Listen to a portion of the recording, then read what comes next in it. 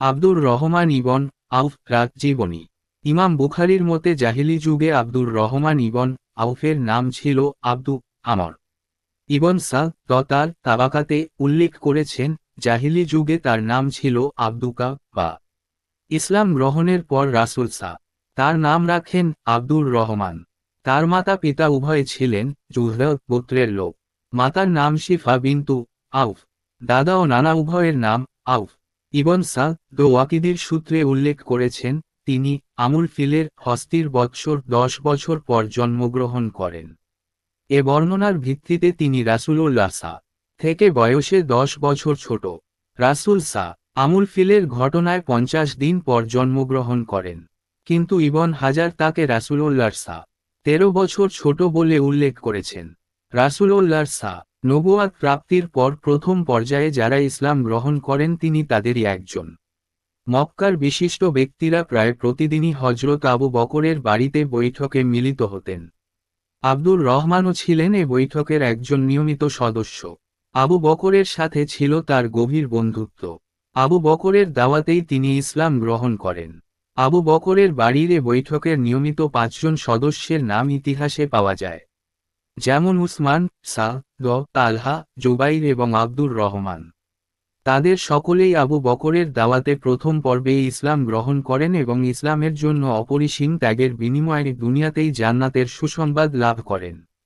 নবুয়াতের 5ম বছর রজব মাসে যে 11 জন পুরুষ ও 4 জন নারীর প্রথম কাফিলাটি মক্কা থেকে হাবশায় হিজরাত করে তার মধ্যে আব্দুর রহমানও ছিলেন। আবার রাসূলের মদিনায় হিজরাতের পর তিনিও মদিনায় হিজরাত করেন।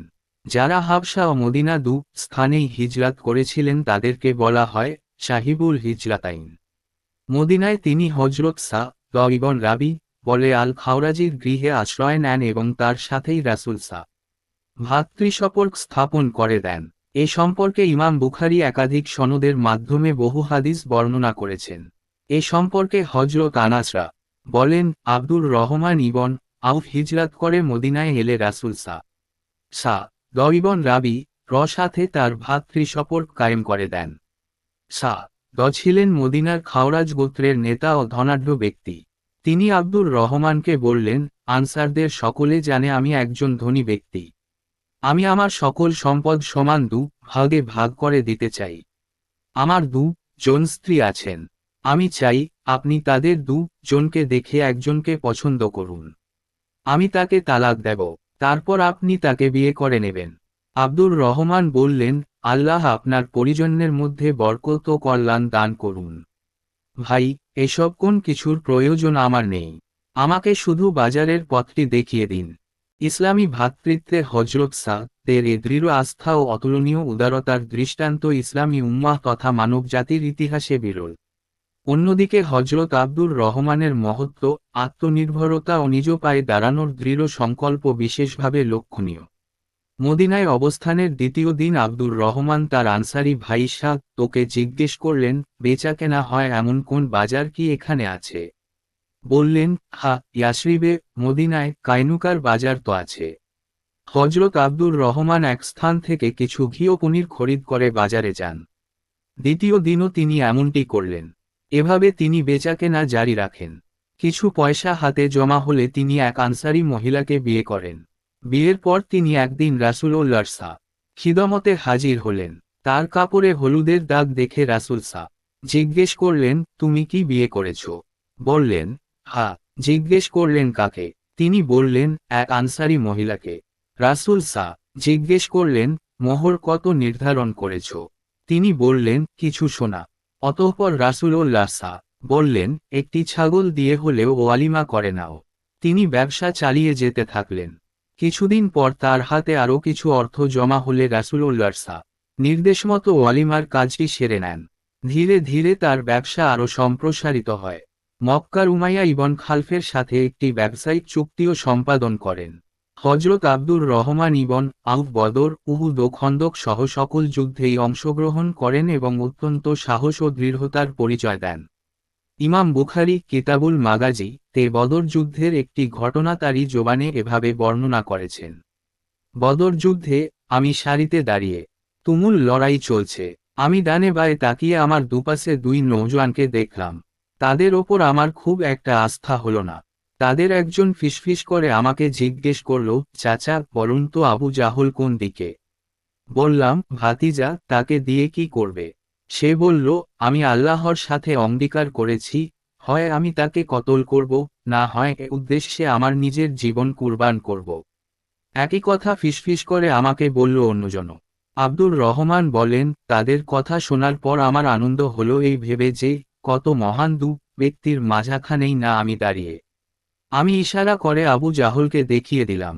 আকস্মাৎ তারা জন একসাথে বাজপাখির মতো আবু জাহলের ওপর ঝাঁপিয়ে পড়ে মুহূর্তের মধ্যেই তাকে কতল করে।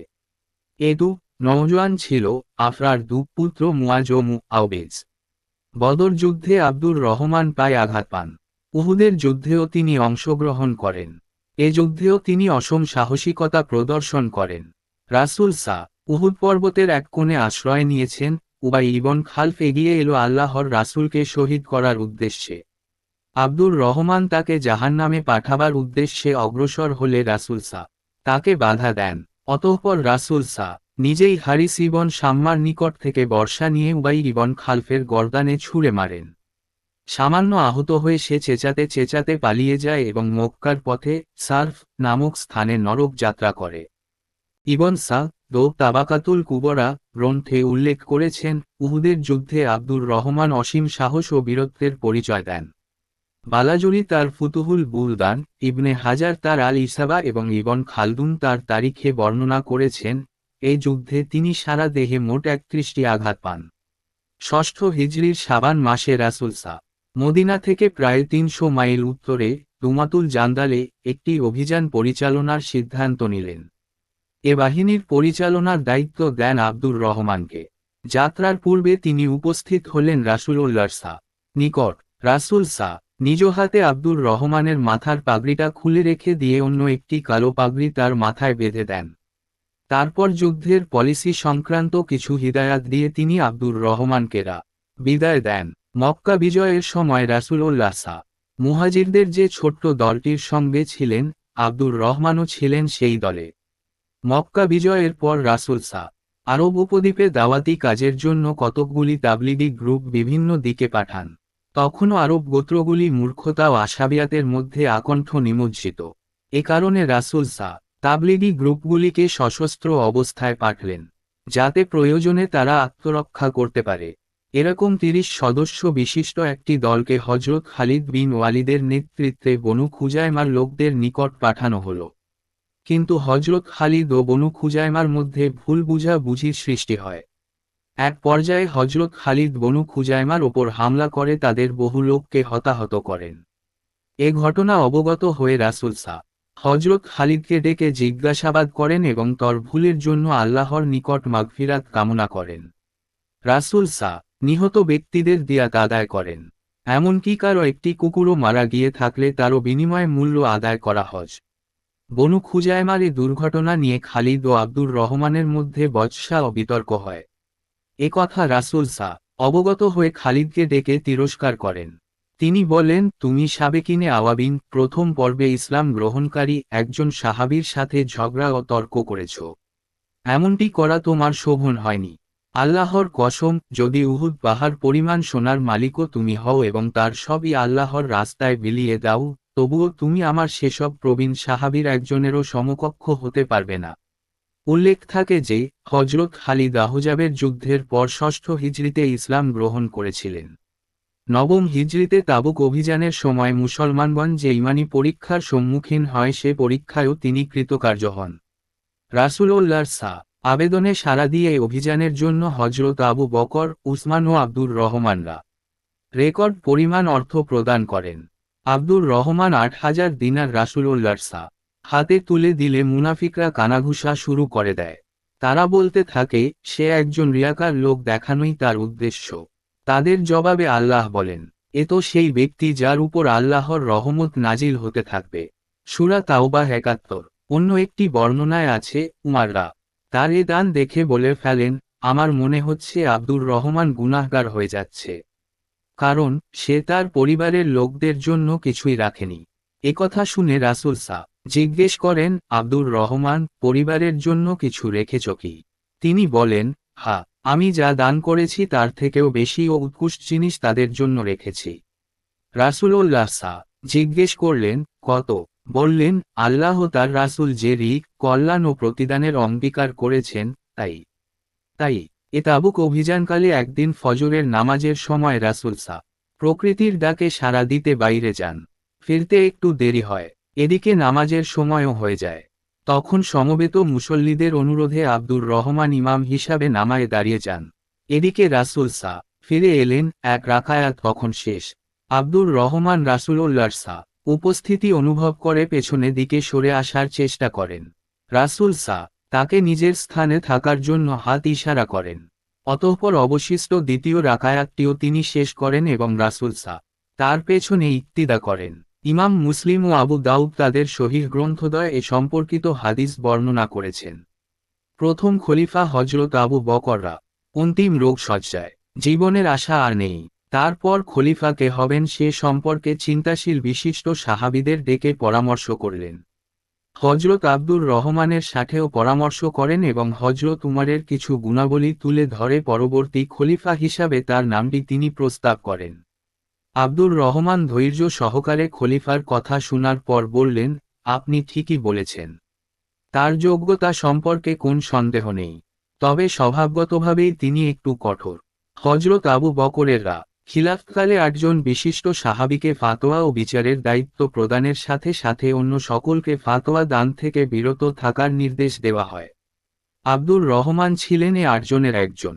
হযরত উমরও তার খিলাফতকালে জ্ঞান ও বিচক্ষণতার অধিকারী সাহাবীদের ছাড়া অন্য সকলকে বিচার কাজ থেকে বিরত রাখেন। এমনকি যে আব্দুল্লাহ ইবন মাসুদকে তিনি খাজিনাতুল ইলম, জ্ঞানের ভাণ্ডার বলে অভিহিত করতেন, তিনিও যখন পূর্ব অনুমতি ছাড়াই ফাতোয়া দিতে শুরু করেন, তাকে বিরত থাকার নির্দেশ দেওয়া হয়। জ্ঞানের যে শাখায় যিনি বিশেষজ্ঞ ছিলেন হযরত উমর তাকেই কেবল সে বিষয়ে মতামত প্রকাশের অনুমতি প্রদান করেন।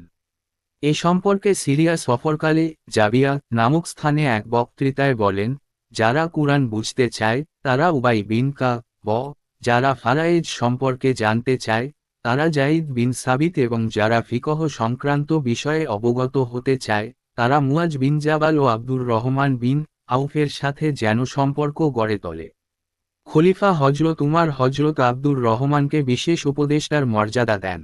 রাতে তিনি যখন ঘুরে ঘুরে নগরের মানুষের অবস্থা সম্পর্কে খোঁজ খবর নিতেন, অনেক সময় সঙ্গে নিতেন হযরত আব্দুর রহমানকে এবং নানা বিষয়ে তার সাথে পরামর্শ করতেন। একদিন রাতে খলিফা উমর বের হলেন আব্দুর রহমানকে সঙ্গে নিয়ে নগর পরিভ্রমণে। দূর থেকে তারা লক্ষ্য করলেন একটি বাড়িতে আলো। কাছে গিয়ে দেখলেন বাড়ির দরজা জানালা সব বন্ধ, কিন্তু ভেতর থেকে কিছু লোকের উচ্চকণ্ঠ ভেসে আসছে। খলিফা উমর আব্দুর রহমানকে জিজ্ঞেস করলেন, আপনি ভেতর থেকে আসা আওয়াজ শুনতে পাচ্ছেন? জি হ্যাঁ, শুনতে পাচ্ছি। কি বলছে তা কি বুঝতে পারছেন? সমবেত কণ্ঠের আওয়াজ, কেবল শোরগোল শোনা যাচ্ছে। কি বলছে তা বোঝা যাচ্ছে না। আপনি কি জানেন বাড়িটি কার? বাড়িটি তো রাবিয়া ইবন উমাইয়ার। উমর বলেন, সম্ভবত তারা মদপান করে মাতলামি করছে। আপনার কি মনে হয়? আল্লাহ আমাদেরকে গুপ্তচর বৃত্তি থেকে নিষেধ করেছেন। তিনি বলেছেন, ওয়ালা তাজাসসু, গুপ্তচর বৃত্তি করো না, এবং ওয়ালা তাকফুমা লাইসা লাকা বিহি ইলমুন, যে বিষয়ে তোমার জ্ঞান নেই তার অনুসরণ করো না। এ কথা শুনে উমর বললেন, আপনি ঠিক বলেছেন এবং যথাসময়ে স্মরণ করে দিয়েছেন। এই বলে তিনি আব্দুর রহমানকে সঙ্গে নিয়ে সামনে অগ্রসর হন। হযরত আব্দুর রহমান এক্ষেত্রে যে আয়াতে দুটি আমিরুল মুমিনিনকে স্মরণ করে দেন, তা হচ্ছে মুসলিম সমাজ জীবনে ব্যক্তির বুনিয়াদী অধিকারের প্রাণস্বরূপ। 16 হিজরি সনে ইরাক বিজয়ের ফলে ইরাকে কিসরা শাহানশাহির পতন হয় এবং ইয়ারমুকের যুদ্ধের পর সিরিয়া থেকে রোমের কাইসার সাম্রাজ্যের পতন ঘটে। খলিফা জিয়া ও খারাজ নির্ধারণের ব্যাপারে উদ্যোগী হন, কিন্তু এ ব্যাপারে তিনি সেনাপতি খালিদ বিন ওয়ালিদ, বিলাল ও আব্দুর রহমানের প্রবল প্রতিবাদের সম্মুখীন হন। অবশেষে মজলিসে শুরার ক্রমাগত বৈঠকে দীর্ঘ আলোচনার পর খলিফার মতামতই গৃহীত হয়। খলিফা হযরত উমর রাসূলুল্লাহর সাহাবীদের ভাতা নির্ধারণের ইচ্ছা করলেন। এই ইচ্ছা তিনি ব্যক্ত করলেন হযরত আব্দুর রহমানের নিকট। তিনি পরামর্শ দিলেন, কুষ্ঠিবিদ্যায় পারদর্শী 3 ব্যক্তি মাখামা ইবন নাউফিল, খায়বর ইবন মাতাম এবং আকিল ইবন আবু তালিবের ওপর একটি তালিকা প্রণয়নের দায়িত্ব অর্পণের জন্য। তার পরামর্শ অনুযায়ী খলিফা তাদেরকে দায়িত্ব প্রদান করলেন। তারা তালিকা প্রণয়ন করে খলিফার নিকট পেশ করতে আমিরুল মুমিনিন ও আব্দুর রহমান জনেই তা পরীক্ষা করেন। হযরত উমার তালিকা দেখার পর বললেন, বর্তমান তালিকার ক্রমধারা পরিবর্তন করে আমার নিজের ও আমার গোত্রীয় অন্য লোকদের নাম রাসূলের সাথে বংশগত সম্পর্কে দিক দিয়ে যখন আসবে তখন লিখবে। হযরত আলী ও হযরত আব্দুর রহমান আপত্তি করে বললেন, আপনি আমিরুল মুমিনিন, তালিকার সূচনা আপনার নাম দিয়েই হওয়া উচিত। তিনি বললেন, না, রাসূলুল্লাহর চাচা আব্বাসরা থেকে শুরু কর, তারপর আলীরা নামটি লিখো। ভাতার পরিমাণ তিনি আব্দুর রহমানের সাথে পরামর্শ করেই নির্ধারণ করেন। তারপর তা মজলিসে শুরায় পেশ করেন। আওয়াজে মুতাহহারাত রাসূলুল্লাহর সহধর্মিণীগণ বেশ আগে থেকেই হজ্জ পালনের ইচ্ছা প্রকাশ করছিলেন। 23 হিজরি সনে খলিফা উমার তাদের হজ্জ আদায়ের ব্যবস্থা চূড়ান্ত করেন। তিনি নিজেও তাদের সফর সঙ্গী হন। তাদের সফর ব্যবস্থাপনার যাবতীয় দায়িত্ব হযরত আব্দুর রহমান ও হযরত উসমানেররা ওপর অর্পণ করেন। সফরের সময় আব্দুর রহমান কাফিলার আগে এবং উসমান পেছনে সশস্ত্র অবস্থায় পাহারা দিয়ে চলতেন। কোন ব্যক্তিকে তাদের উটের কাছে ঘেঁষতে দিতেন না। তারা যখন কোথাও অবস্থান করতেন, এরা জন তাঁবুর প্রহরায় নিয়োজিত থাকতেন। হযরত উমার তার খেলাফতের প্রথম বছর আব্দুর রহমানকে আমিরে হজ্জ নিয়োগ করে মক্কায় পাঠান। আর তার সাথে পাঠান নিজের পক্ষ থেকে কুরবানির একটি পশু। এবছর বিশ্ব মুসলিম তার নেতৃত্বেই হজ্জ আদায় করে। খলিফা হযরত উমাররা ফজরের জামায়াতে ইমামতি করছিলেন। মুগিরা ইবন বার পার্শ্বিক দাস ফিরো তাকে ছুরিকাঘাত করে।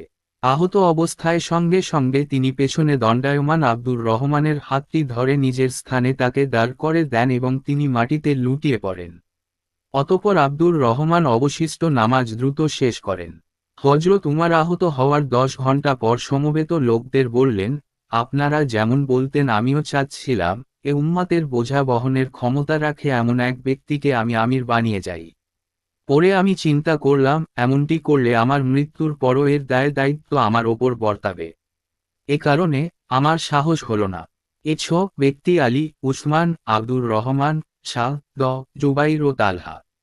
আল্লাহর রাসূল তাদেরকে জান্নাতি হওয়ার সুসংবাদ দিয়েছেন। তাদের কোন একজনকে আপনারা আমির নির্বাচন করে নেবেন। জন ছাড়া আমার পুত্র আব্দুল্লাহ আছে, তবে খিলাফতের সাথে তার কোন সম্পর্ক থাকবে না। উল্লেখিত 6 ব্যক্তি যদি খলিফা নির্বাচনের ব্যাপারে 3 জন করে সমান দলে বিভক্ত হয়ে যায়, সেক্ষেত্রে আব্দুল্লাহ যে দলকে সমর্থন করবে সে দল থেকেই খলিফা হবে। কিন্তু আব্দুল্লাহর মতামত যদি সর্বসাধারণের নিকট গৃহীত না হয় তাহলে আব্দুর রহমান যে দলে থাকবেন তাদের মতোই গ্রহণযোগ্য হবে। হযরত উমারের এ পরামর্শের মধ্যে আব্দুর রহমান সম্পর্কে তার ধারণা স্পষ্ট হয়ে ওঠে। হযরত উমার ইনতিকাল করলেন। আব্দুর রহমান খলিফা হতে রাজি ছিলেন না। এদিকে হযরত তালহাও তখন মদিনায় ছিলেন না। অবশিষ্ট 4 ব্যক্তি খলিফা নির্বাচনের পূর্ণ দায়িত্ব আব্দুর রহমানের ওপর ন্যস্ত করেন। হযরত আব্দুর রহমানের ওপর অর্পিত এ দায়িত্ব তিনি অত্যন্ত নিষ্ঠা ও আমানতদারির সাথে পালন করেন। ক্রমাগত 3 দিন 3 রাত বিভিন্ন স্তরের লোকদের সাথে মত বিনিময় করেন। সংখ্যাগরিষ্ঠ মানুষ হযরত উসমানের পক্ষেই মত ব্যক্ত করেন। অবশেষে উমারের নির্ধারিত সময় 3 দিন 3 রাত শেষ হওয়ার আগে তিনি মানুষকে ফজরের জামায়াতে শরিক হওয়ার জন্য আবেদন জানান। নামাজ শেষে তিনি সমবেত জনমণ্ডলীর সামনে খলিফা হিসাবে হযরত উসমানের নামটি ঘোষণা করেন। হযরত উমারের ছুরিকাহত হওয়ার পর থেকে তারই নির্দেশে তৃতীয় খলিফা হিসাবে উসমানেররা নাম ঘোষিত না হওয়া পর্যন্ত তিনি জামায়াতের ইমামতি করেন এবং প্রশাসনের যাবতীয় দায়িত্ব পালন করেন। 24 হিজরি সনের মুহররম মাসে হযরত উসমান খলিফা নির্বাচিত হন। সে বছরই তিনি আব্দুর রহমানকে আমিরুল হজ নিযুক্ত করেন। মুসলিম উম্মাহ সে বছরের হজটি তারই নেতৃত্বে আদায় করে। হযরত আব্দুর রহমান আমরণ খলিফা উসমানের মজলিসে শুরার সদস্য থেকে বিভিন্ন গুরুত্বপূর্ণ বিষয়ে পরামর্শ দানের মাধ্যমে মুসলিম উম্মাহর বিশেষ খিদমাত আঞ্জাম দেন। হযরত আবু বকর, উমার, উসমানরা এ 3 খলিফার প্রত্যেকের নিকটই তিনি ছিলেন অত্যন্ত বিশ্বাসভাজন ও আস্থার পাত্র। ইবন সাদের মতে হযরত আব্দুর রহমান 32 সনে 75 বছর বয়সে ইনতিকাল করেন। তবে ইবন হাজারের মতে তিনি 72 বছর জীবন লাভ করেছিলেন।